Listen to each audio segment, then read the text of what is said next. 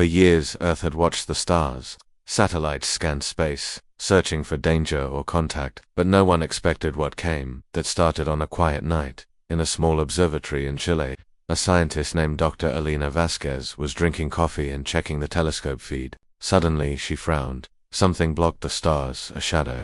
Then another, then hundreds. She zoomed in. Her cup fell and shattered on the floor. Above Earth, the stars were moving. Not stars, ships, hundreds, no, thousands, each one large as a mountain, shaped like dark iron beasts. Glowing red lights moved across their hulls. They didn't send a message.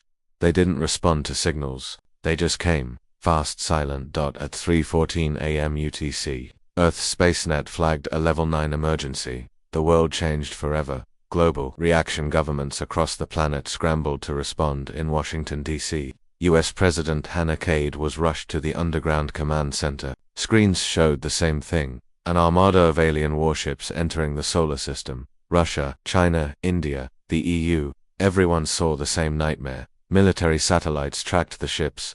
Estimates said there were over 9,000 of them, each one armed, armored, and ready for war. Earth's United Defense Force, the GDF, Global Defense Force, went to full alert, but fear filled every command room.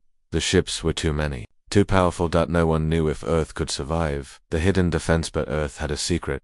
Beneath the surface, in bunkers buried under mountains and oceans, lay weapons no nation had ever spoken about. Decades ago, Earth had recovered fragments of unknown pro-Bazillion tech that crashed into the oceans or deserts. The world's top minds studied them, quietly, in silence.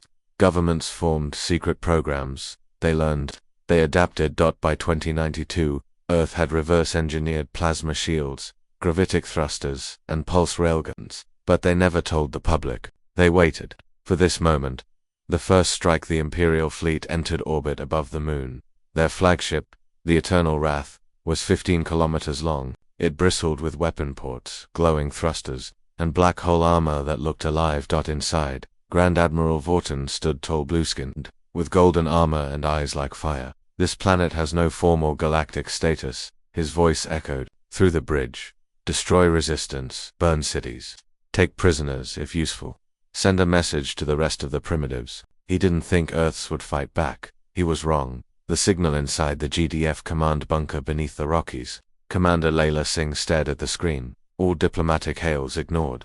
Everyone, ma'am. She took a breath, then spoke 2 words. Phase 1. The order went out. Across the world, hidden defense stations activated. From Antarctica to orbit, plasma turrets and stealth warships powered up. But Earth didn't fire first. It waited. Let them come closer. Let them think we're weak. 3 Imperial destroyers moved toward Earth's orbit, breaking through the upper atmosphere. Each one carried enough firepower to level a continent. Admiral Vaughton smiled. Then something strange happened. One of the ship's Scourge Fang lost power. Its lights flickered. Its engines shut down.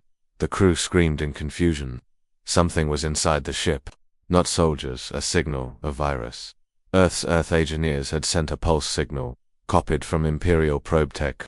It triggered a shutdown protocol. The Fang fell from the sky like a burning comet. It hit the Atlantic Ocean with the force of a nuclear bomb. The world watched in shock. Message to the Empire. Admiral Vaughton stared at the falling wreck. What just happened? Then a voice came over his command screen, a human voice, clear, confident. We know your language. We know your ships. You thought we were blind. You were wrong. This is Earth. This is where your empire ends. Then silence. Vaughton's blood boiled. Send in the second wave, burn them. But in his heart, doubt grew. How did they speak our language? How did they disable a destroyer? The awakening in deep space. Earth's hidden fleet waited. 10 massive warships, called Titans, rose from the shadows of Saturn. Built in secret, forged from both human and alien tech. These Titans were Earth's final shield. They were unlike anything in the galaxy, not built to match the Empire, built to surpass it. The lead Titan, Horizon Breaker, powered up. Its RAILGUN. Target, Eternal Wrath. Distance 214,000 kilometers. Fire. A thin beam of violet light lanced through space. It hit the flagship's left engine core for the first time in centuries. An Imperial flagship screamed, "Panic in the Empire across the galaxy." Outposts picked up the message. Earth had disabled a dreadnought. A backwater world with no place in galactic councils had taken down Imperial ships. Rumors spread. Other species enslaved or crushed by the Empire began to whisper, could Earth be a threat? Could it be a hope? Some laughed, but many watched. Carefully. Above Earth the remains of the Scourge Fang floated in the ocean. Human submarines approached. Divers swam to the wreck. They found survivors blue-skinned, armored, gasping, but they weren't killed. They were captured, taken to black sites, questioned. One spoke in perfect English. "How? Do you know our tongue?" The human smiled. "You taught us. A long time ago. You just didn't know it. The real history, the truth, was darker than anyone knew. Long ago, the Empire had visited Earth, not with ships, but with probes. Some crashed. Some watched. A few even took humans. But Earth fought back. Even then, tribes, armies, ancient warriors, the Empire thought Earth wasn't worth the trouble. They moved on. Now they returned to finish what they started. But Earth was not the same. It had changed, grown. Waited. Admiral Vaughton stared at the damage report. 1 dreadnought lost, 1 destroyer destroyed, 2 others missing, and unknown enemy warships appearing near Saturn. How is this possible? He growled. Looked out the window at Earth. It was still blue. Still calm, still shining. But now, he feared it. Send a full scan of that planet, he ordered. I want to know what we're facing. Too late. Earth had already begun the counterstrike. Sky had broken open, but what came out wasn't fear, it was fire, and Earth was burning to fight. The Imperial command ship Eternal Wrath hovered over Earth's orbit like a god of war. Its black metal body had seen over 100 battles. It had never lost, never been damaged until now. 1 shot from a human Titan-class warship had torn through its left engine. Emergency barriers stopped it from exploding, but the damage was clear and undeniable. Admiral Vaughton stared in disbelief. His officers looked afraid, unsure of what to do. The Empire's soldiers were trained for dominance, not defeat. Where did that beam come from? Vaughton demanded. No answer. He slammed his fist on the console. Find it now. The fallen ship thousands of kilometers below. The wreck of the Scourge Fang lay broken in the Atlantic. GDF. Recovery teams had already secured it. Divers wore hybrid suits, part human tech, part stolen alien design. They moved through the twisted metal like ghosts. In a sealed chamber they found 6 survivors, injured but alive. The lead officer, Major Ethan Kruger, stood face to face with one of them, a blue-skinned alien with breathing gear and black eyes filled with hate. "You should have killed us," the alien hissed. Ethan smiled calmly. "Not yet. We have questions. You'll answer them. You primitives don't scare us."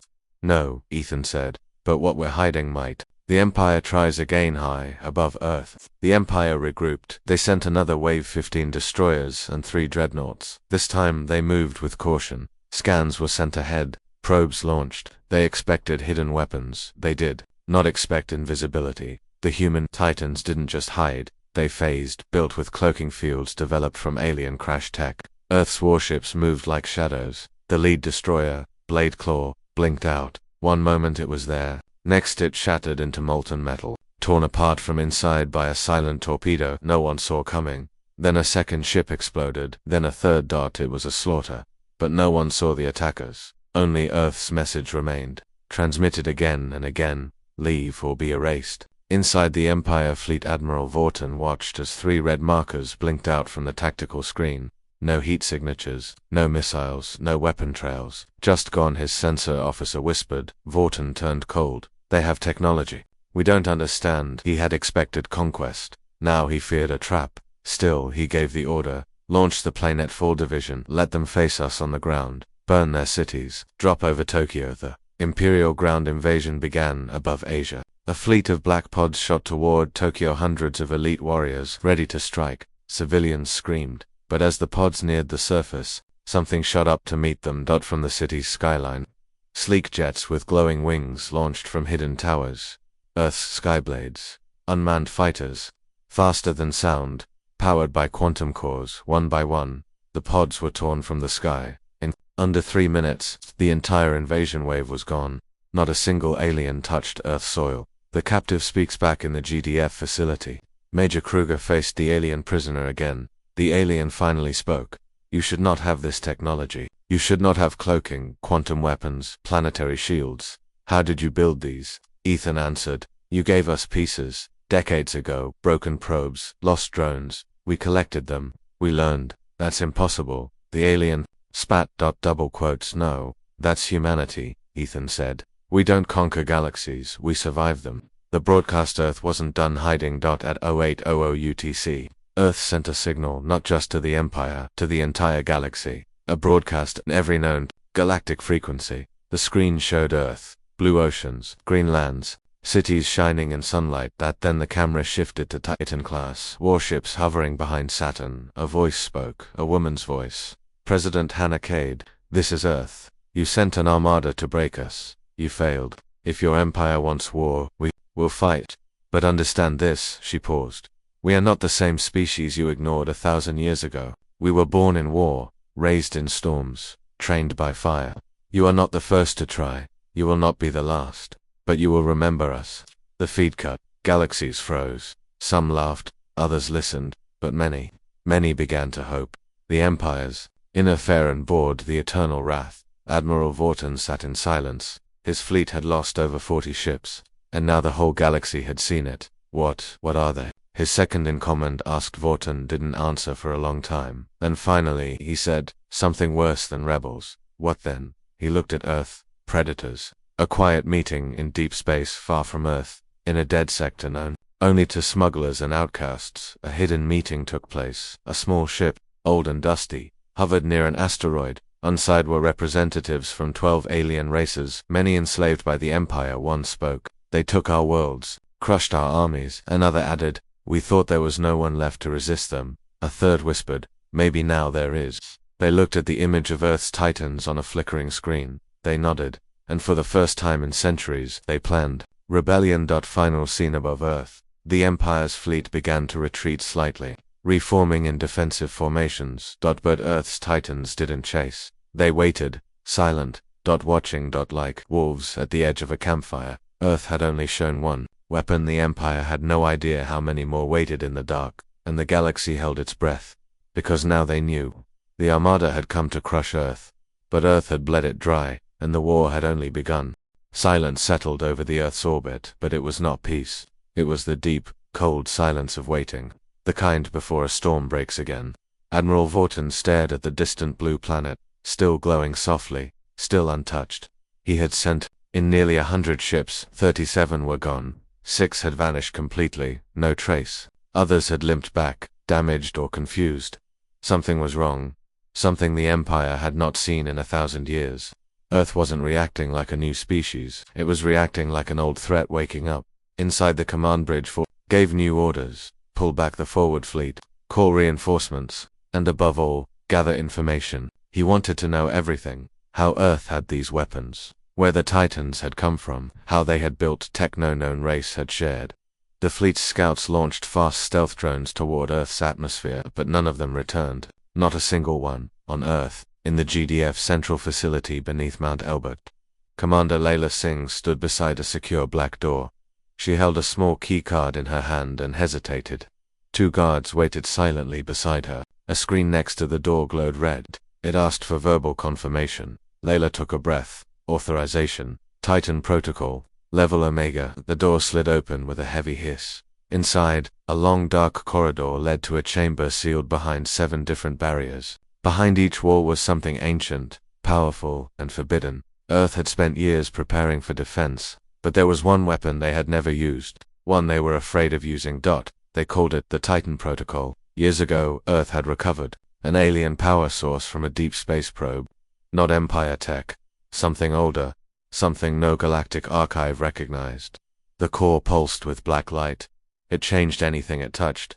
Energy fields bent around it. Time felt strange near it. After studying it for decades, Earth had only one conclusion, that it wasn't a weapon. It was a key, and it opened something buried beneath Mars. The Mars Deep Lab had found ruins, structures under the surface, not natural, not human, no known writing, no organic material, just stone shaped like circuits. Devices that hummed but did nothing, until the black core was placed in its chamber. Then the ruins woke up. The chamber lights in the GDF base dimmed. Layla stepped forward and looked at the black cube floating in its stasis field. She tapped her earpiece. This is Sing. Begin. Phase 2. Across the solar system, Titan warships began shifting formation. They were no longer just defending Earth, they were forming a shield ring around Mars. The Empire noticed. Inside the Eternal Wrath, Vorton's sensors picked up the movement. They're protecting something, his officer said. Not Earth. Mars. Vorton's eyes narrowed. He ordered the entire Second Fleet to change course. 5,000 warships began moving toward Mars, but they were too slow on Mars. Deep under the red dust, a massive structure began to rise. It pushed through the ground like a growing tower, not made of metal, but of a black crystal that reflected no light. At its top, energy gathered. A sphere of vibrating air and light formed. Cameras struggled to capture it. The image always blurred. Sensors couldn't scan it, not even Earth's. The Titan protocol was online. From the skies of Earth, people looked up. A second sun had appeared above Mars, but this one was not warm. It was cold. Watching, measuring. Inside the Eternal Wrath, panic spread. Communications were jammed. Power systems flickered.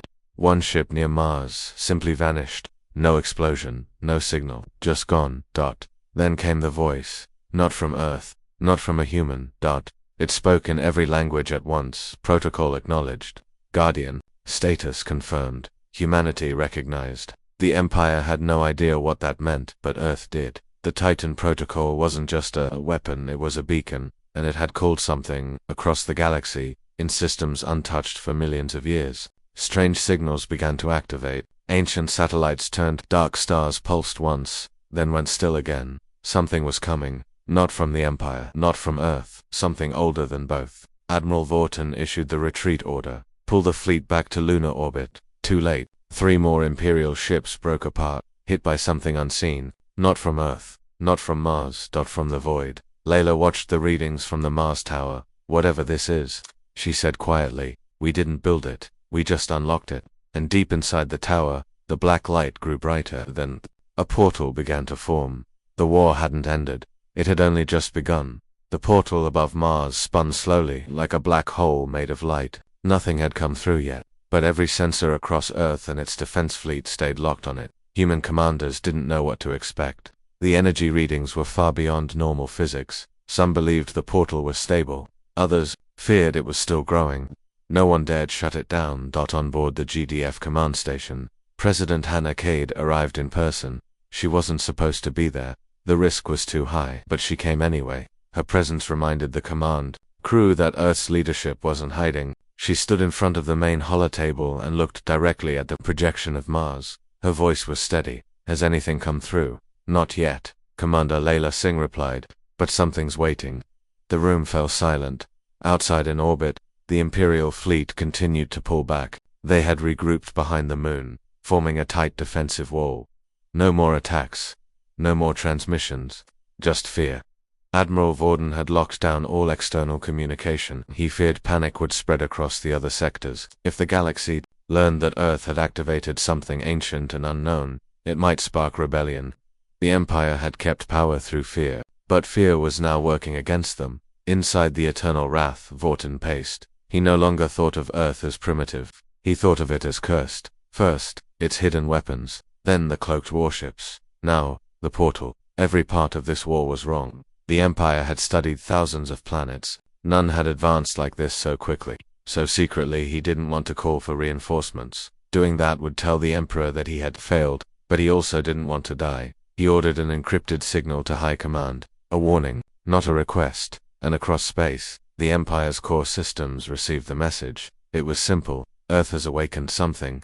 We may have provoked a forgotten system. It wasn't a declaration of war, it was a cry of fear. Back on Mars, the portal shimmered, and then it opened. The first thing to emerge wasn't a ship. It was a shape, long, thin, floating like liquid metal. Then another, then for more. They had no engines, no visible weapons, no signals, but they moved with purpose. Earth's Titans, still positioned around Mars, scanned them. No matches, no known design, and then all systems went dark for 11 seconds. Every ship, every satellite, every camera. Complete blackout. When systems returned, the objects were gone, but they had left a mark. On the surface of Mars, a new symbol had appeared, burned into the ground by unknown energy. It was a spiral, a perfect spiral, Of 13 rings, no one knew what it meant, but Layla Singh did not feel peace. She felt warning at the same moment. Something happened deep inside the Empire. A secret archive, buried under their capital world, blinked red. A machine that hadn't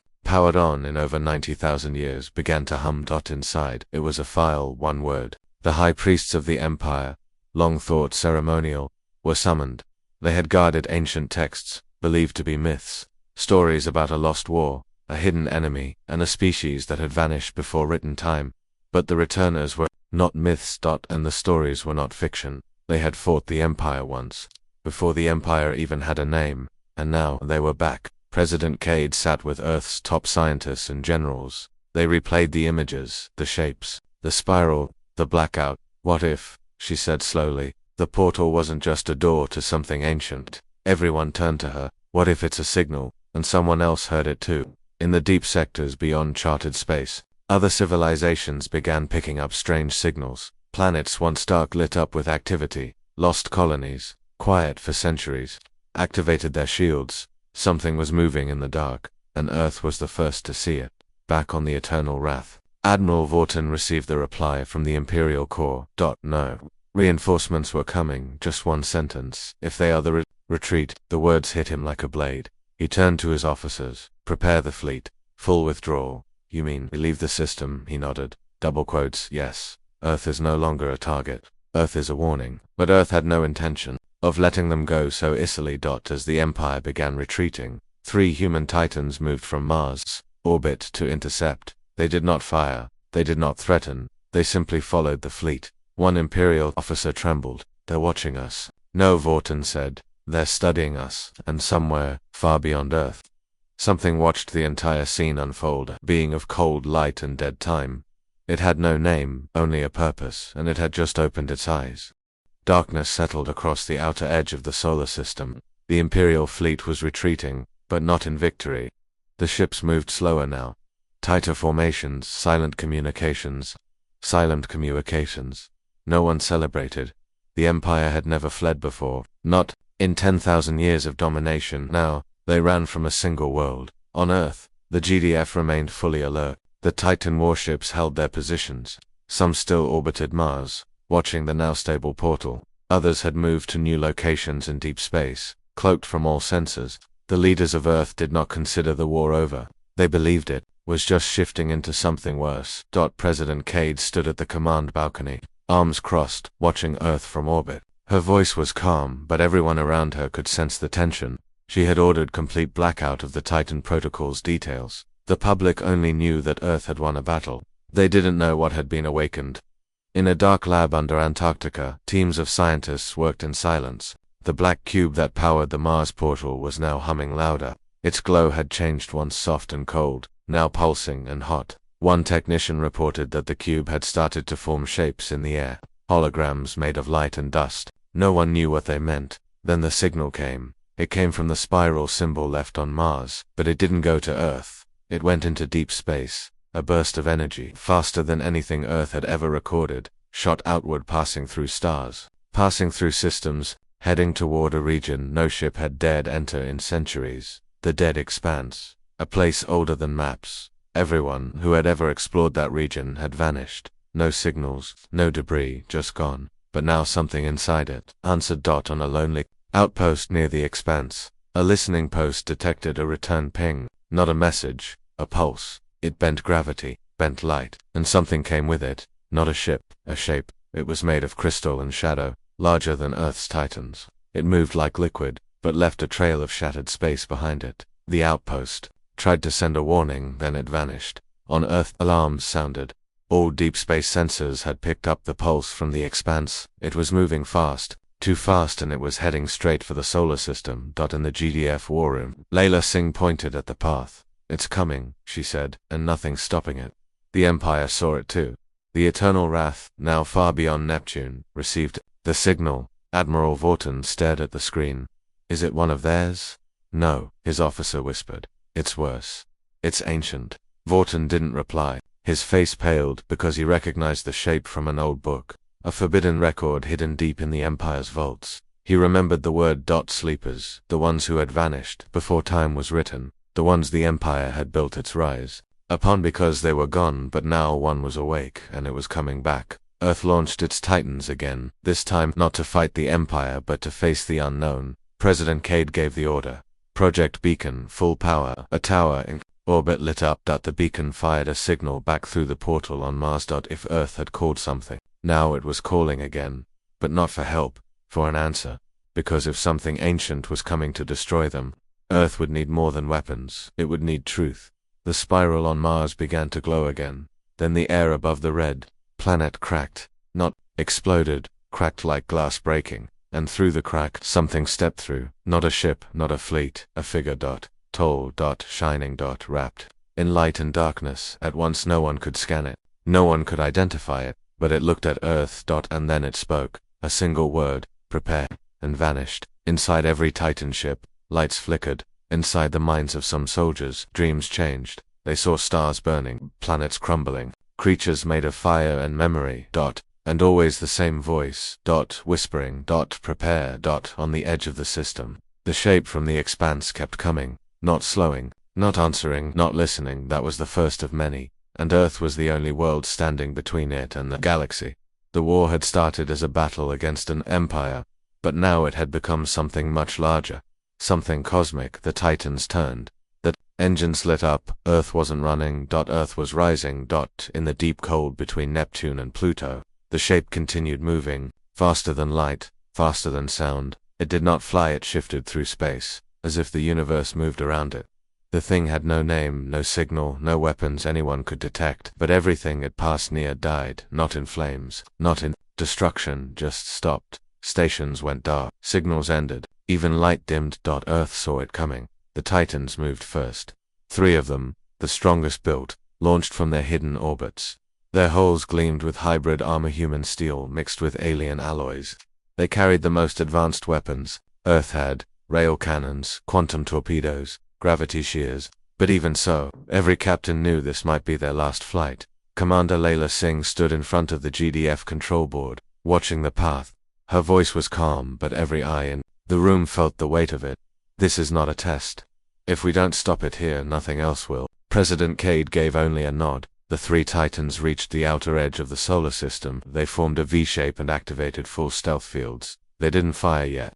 Not until they understood what they were facing. The object came closer, and, for the first time, cameras captured it clearly. That it was beautiful.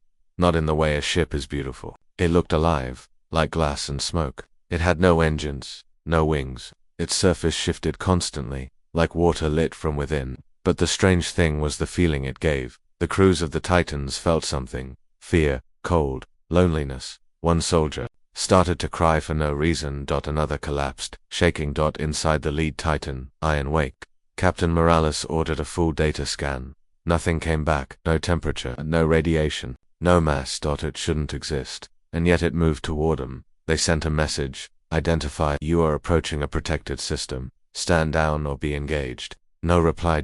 Just silence. And then the object turned out. It didn't have a face, but every Titan captain felt it look at them. Captain Morales gave the order. Fire. All 3 Titans unleashed their weapons. Sonic lances, quantum bursts, gravity imploders. The space between the Titans lit up like a collapsing star. Then, nothing. Object was still there. Untouched. The next moment, Iron Wake vanished. No explosion. No wreckage. It just ceased to exist. The 2 remaining Titans broke formation. Whatever this was, it didn't just destroy it. Erased back on Earth. The readings came through. Layla stared at the screen. It erased a mass equivalent to a city. In 1 second, the object continued forward, but something else happened. Above Mars, the spiral symbol flared again, and the air cracked twice. 2 more figures stepped through the breach. They looked like light, wrapped in armor, not machines, not aliens, something in between. One raised a hand, and time around the spiral slowed. The light from the sun bent. On Earth, the GDF received a message from the Mars portal. But it wasn't a voice. It was a memory. They saw a war, not in their time, not in any time. A war older than history between the ancient ones who built the stars, and something they called the Deep. The shape heading for Earth was a piece of the Deep. Not its army, its scout, a test. If Earth couldn't stop it, the rest would follow. Inside the Eternal Wrath, still hiding in the far system, Admiral Vorton received the broadcast, the same memory, the same message.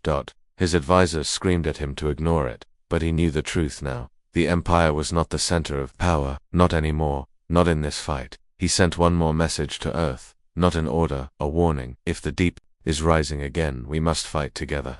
On Earth, President Cade read the message. She didn't smile. She didn't reply. She looked to Layla Singh. Are the Titan forges ready? Almost. Then we build more. In the remains of the moon, deep under the Sea of Tranquility, Earth's Titan forge activated. A massive chamber lit up. Giant arms moved. Energy flowed. They were building something new.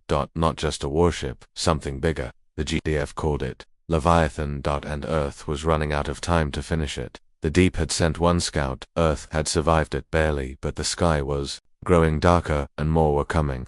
The night skies over Earth looked peaceful again. The stars shimmered, the moon glowed. Mars sat like a red eye in the heavens. To most of the world, the war was already won. The Empire had retreated. The enemy had been erased. But inside the command halls of Earth's defense network, no one believed it was over. They knew what was coming. In low orbit above the moon, the Leviathan continued to grow. It was not a ship in the normal sense. It was a floating fortress, 200 kilometers wide, covered in thick armor plates that shifted color like storm clouds. Its energy core pulsed like a second heartbeat for Earth itself. It had no bridge, no traditional command deck. It was controlled by a distributed AI called Astra, fused with human minds that had been trained since birth for one purpose: only defend Earth from extinction. Inside one of its black corridors, Layla Singh walked alone. She passed by massive support beams and blinking control ports. She placed her hand on one of the walls. Status. The voice of Astra responded, soft but cold. Leviathan is at 83% power. Weapon cores 5 and 7 are still calibrating. Orbital fusion rails are armed. Subspace comms are aligned. And the threat, 17 new signatures detected, Astra said. Same pattern as the first.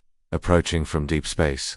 Estimated arrival, 12 hours. Layla didn't speak for a moment. 17. Not 1. 17. Each with the same energy reading as the entity that erased a Titan. She whispered. And Mars? Astra replied. The portal remained stable. 3 beings still active near the spiral. No aggression detected. They appear to be watching. President Cade arrived soon after. She looked tired but focused. The last 3 days had aged her. She had held direct talks with surviving Empire diplomats, goals filled with fear, shame, and confusion. The Empire had agreed to a temporary alliance. They would not send more ships. Instead, they offered data, old files, forgotten records.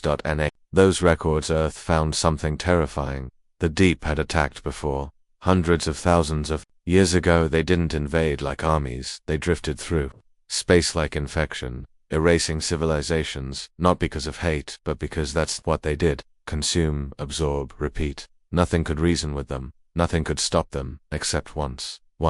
Something had, and that something had left behind the Titan protocol. Layla and the President stood before a wall-sized display, showing all 17 approaching entities. They'll reach us before Leviathan is fully ready, Layla said quietly. Didn't look away from the screen.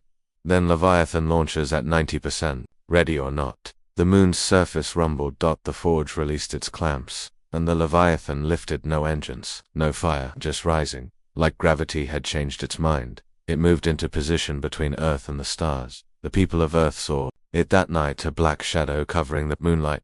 And they felt something they hadn't felt since the war began. Hope in deep space. The 17 objects accelerated. They were moving faster now, reacting to the Leviathan's launch. Sensors across the system failed to lock onto them fully. Their shapes twisted constantly. Sometimes they looked like metal, sometimes like living tissue. Sometimes they disappeared completely and reappeared in new locations. Nothing stable, nothing normal. On the far edge of Saturn, Earth's remaining Titans waited in silence. They had been ordered not to engage. They were bait to buy Leviathan time. Inside one of those ships, Captain Morales, now recovered, watched the stars. He had survived something no human should have, and he wasn't afraid anymore. They're going to test us again, he said. His second-in-command asked, what if we fail? He smiled sadly. Then at least they'll know we fought like monsters. The first contact happened 3 hours later. One of the 17 shapes reached the Titan line that it didn't attack. It looked at them and the crew screamed.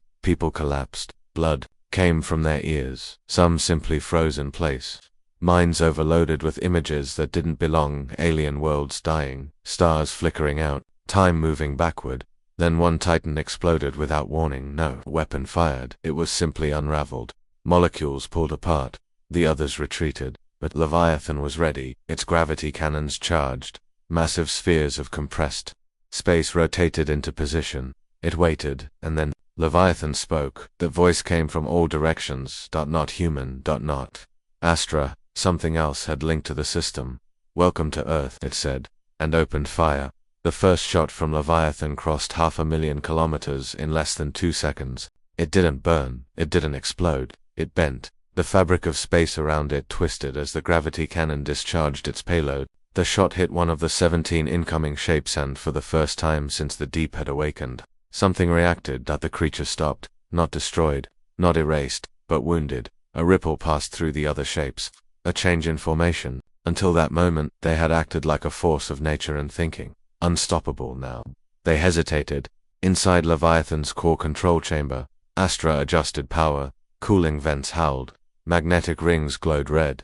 The second cannon fired. Then a third, a fourth. One of the entities began to unravel. It screeched, but the sound wasn't real. It was inside the minds of every being across the solar system. Some collapsed.